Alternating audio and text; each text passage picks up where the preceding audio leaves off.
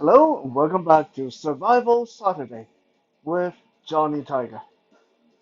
On July 3rd, 2021, going to take this chance to wish all our American friends happy 4th of July. Please be safe. Remember, if it's hot, drink lots of water. Don't just drink alcohol.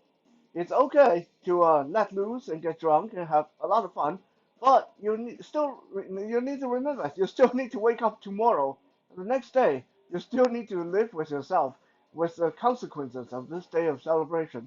So try to cut down on the aftershock of drinking and partying and celebrating. The biggest way to do it. Okay, this is probably the most important point for today, ironic enough, but the best way to survive your celebration is vitamin C and water.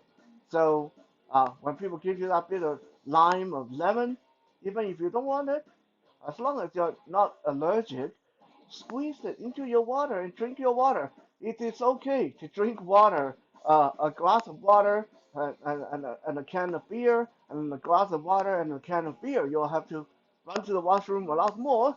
But hey, in the long run, it may actually help you save some money because in the end, if you're putting away water between every can of beer, then you probably won't have room to put away 30, 40 cans of beer.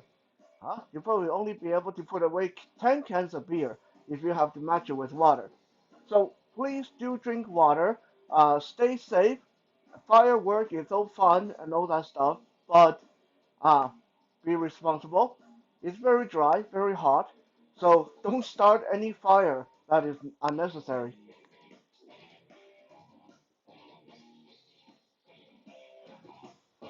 Today, I'm going to show you guys a nice little trick, uh, often used by various Chinese grappling martial art and somewhat in judo as well, on how to effectively take down someone really, really heavy, someone really, really big, or someone who's very flexible.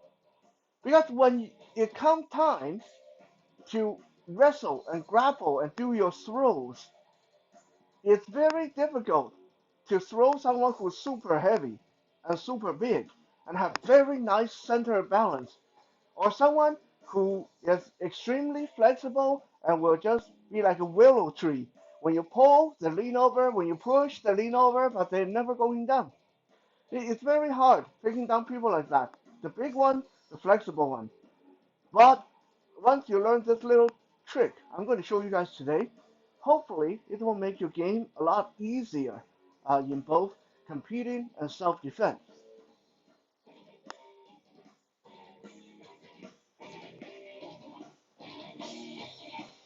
Technically speaking, when we are talking about taking down someone without having to expend a lot of energy, and those of you who are grapplers already know this, the easiest, quickest way, most simple, basic way is to break their contact with the ground. Right? In another word, this is why in judo you do the leg sweep. You do the leg sweep. You want to take their foot off the ground, and they're easy to push over. They're easy to throw. When someone's got both feet planted on the ground and they're very firm, they're very hard to throw because it's like dead weight. Um, it's like trying to pick up and throw a 200-pound sandbag that is also trying to throw you. It's very difficult. So if you can break their connection with the ground, that makes the work a lot easier. However, that doesn't always work because sometimes that person is just stronger than you. You go and try to get pick them up or grab their leg, and they're standing there like a tree, and you can't move them. And then they bend down and grab you, and next thing you know, you are off the ground. And that happened a lot in grappling competitions and sparring matches. And like I always said before, when we talk about the self-defense scenario, one of the biggest common mistake I have seen in all my years of teaching self-defense. is people assume A, the person is going to be worse than they are.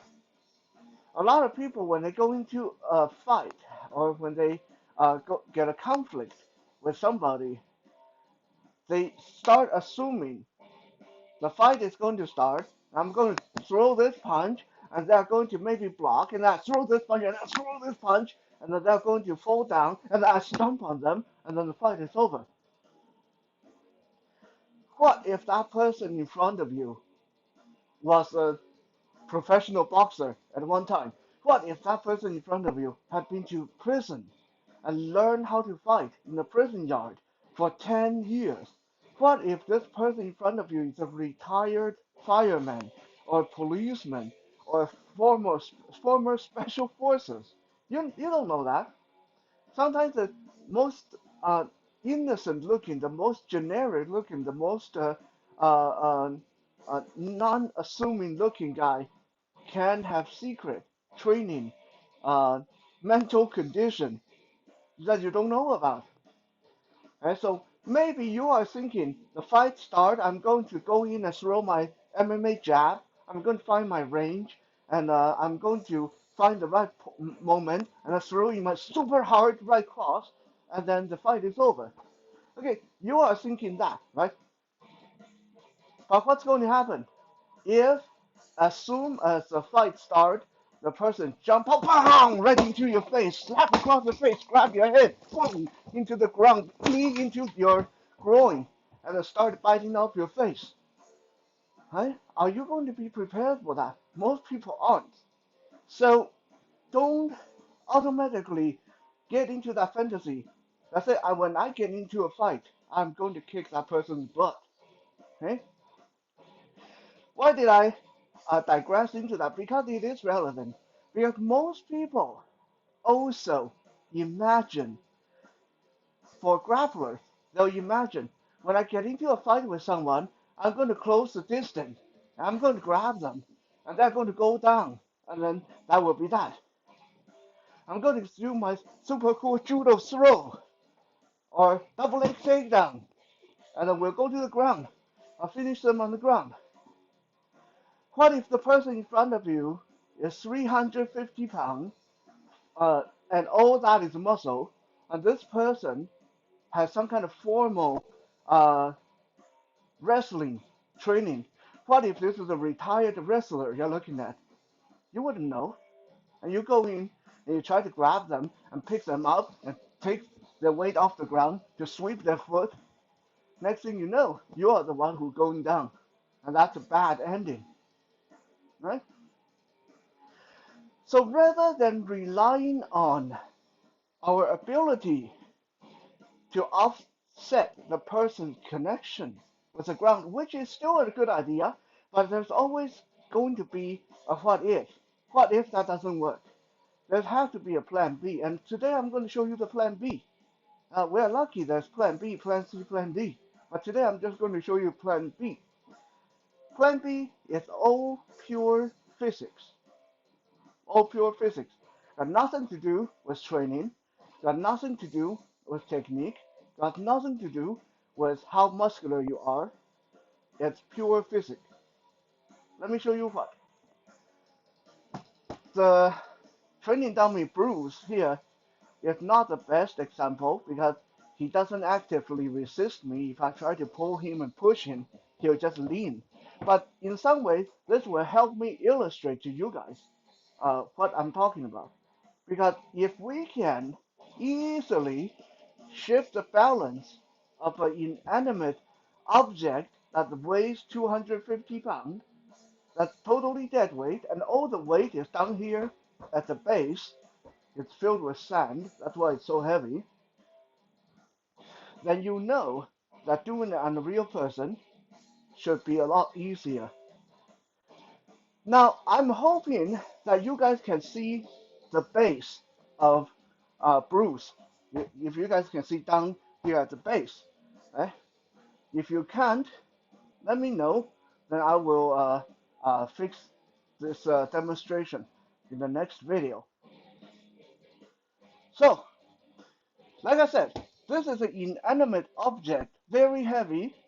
This is our opponent of the day. If I come in and try to uh, break his connection with the ground, it's not going to work.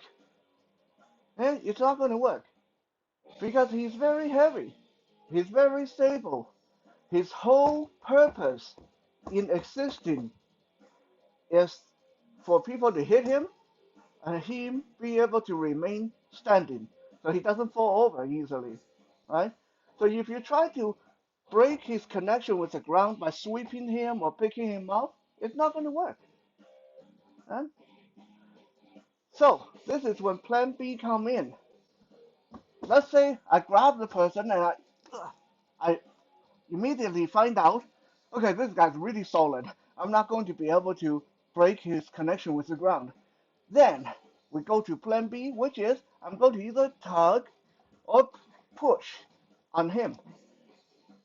And my goal is not to push him over or pull him over because we already established this person is bigger than me, stronger than me, heavier than me. For me to push or pull him over is going to be very difficult. Right? Waste a lot of energy. My only purpose for pushing or pulling is to get him to react. That's all. Because most people will react one of two ways. Right? There's only one of two ways. Well, other than falling over, which we already said, someone is this solid is not going to happen. Right? So you're going to get one of two results when you push or pull somebody. Let's just talk about pull because pushing, pulling is basically the same. You'll get one of two reactions. Right? One is when you pull, the person pull against you. So you can be pulling all you want, and this person is barely moving because they are standing firm. They're fighting against your pull. Okay? That's okay. Another possibility is you pull and they lean like this. Right? They lean like this. Their feet are not moving, but they'll lean into your pull. These are the flexible people that I talk about. They won't stand there and try to tank uh, against your movement. They'll lean with it. Okay? They'll lean with it. Whenever which direction you want to pull, they'll lean with it. Okay? So once we get a reaction from them by pulling, doesn't matter what they do. They can be standing still or they can be leaning forward. Watch this. I hope, like I said, I hope you guys can see it. If I just pull him, right? It's only the upper body that's moving. I can pull as hard as I want. He's not going to fall over, right? Most likely scenario is I'll end up pulling the upper section off the base. That's all, right? But the base is not moving, no matter how hard I pull. Which means this, if this was a real person, he's not going to fall over, right? Because you're not moving their leg. Their feet, their legs are planted very solidly, just like the base here. But if I do this, I pull, and he just punched me. I can't believe that. He just hit me. That's actually a very good lesson right there. That's when you are grabbing someone like this, okay, do watch out. If this was a real person, that totally would happen. Okay, that arm is going to come around and smack you. Okay, so like I said, I wasn't expecting that to happen. On the dummy, I forgot I put arm on him. Just because I put arms on you doesn't mean you get to hit me whenever you want, you know. But yeah, I don't know if you guys saw that. So let's look at that again. So if I just pull or push, it's only his upper torso that's moving. I will never bring him down that way. But if I pull and then redirect him, yeah, I'm paying attention to that arm this time. If I pull and then shove him to the side, look at this. Pull, shove. Look at that. The whole base come off the ground. 250 pounds come off the ground. I am not even tired. I can do that all day long, right? What we're looking at here is the art, the beauty, the principle of redirecting force, not by forward or back, but by starting in one direction and quickly move in the horizontal or the cross direction. So if you start by pulling, you want to immediately jerk to the right or left. If you start by pushing, you want to jerk to the right or left. If you're pulling to the right, then you can either jerk towards you or push away from you. So it has to travel in a crosswise direction because it doesn't matter how big the person is, how heavy they are. Their body, when they feel your pull, their brain has engaged in how to resist it or lean into it. If you suddenly change direction, the brain is not ready to fight that, to stabilize. Right? Their body, their physical force, is not ready to compensate. Their stabilizers, their core, all their muscles, not ready to react to that. This will make it a lot easier to bring someone down if they are heavy, big, or very flexible, or very good. Okay, let's look at this one more time. I'm going to push him from the side and give you guys a different view. Hopefully you can see it here. So if I shove him, again, all that does is make his upper body move. The base doesn't move. But if I shove and then jerk him to the side, watch, the base come off of the ground. Yeah? If I continue to the side, I can pull the entire dummy over without having to expend any energy. I don't want to do that because getting him back on his feet is going to be a lot of work. But hopefully that was clear enough for you guys to see.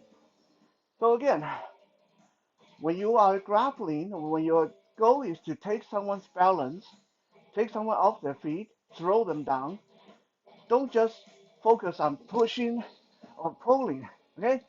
Just pull or push and then redirect to the side. Pull and redirect to the side. Pull and redirect to the side. See how easy I'm making his base coming off the floor. Pull, redirect to the side. And this is a 250-pound inanimate object. And even that is not going to resist this kind of redirectional force.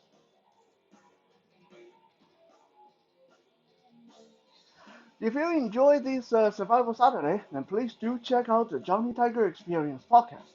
You can find it on any Amazon Echo devices or any podcast platform by searching for Johnny Tiger Experience. There you will get much more detailed fitness, martial art lessons, and a lot of other goodies that you guys come to enjoy on these daily videos.